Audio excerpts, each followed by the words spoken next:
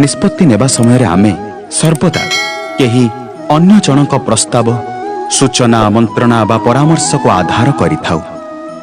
आउ आम भविष्यतर आधार आमर आज निया जाइथिबा निष्पत्ति उपरे निर्भर करे।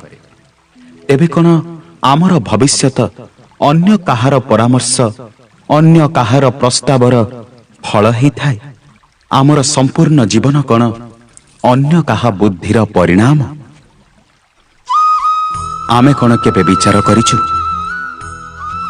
समस्त अनुभव करिथिबे जे भिन्न भिन्न लोक गोटिए स्थिति उपरे भिन्न भिन्न परामर्श देइथांती।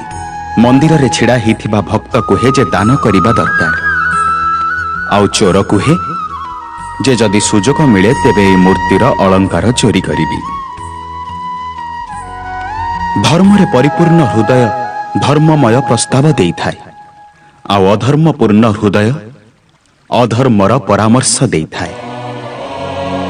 धर्ममय प्रस्तावर स्वीकार्य ही मनुष्य को सुख आड़क टाणी नहीं थाए, किंतु एभली प्रस्ताव को स्वीकार करने सेतेबेले संभव होइथाय जेतेबेले हृदय रे धर्म रही थाए।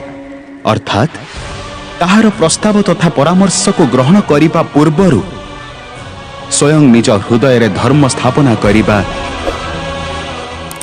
कौन आवश्यक नह? स्वयं विचार करंतु।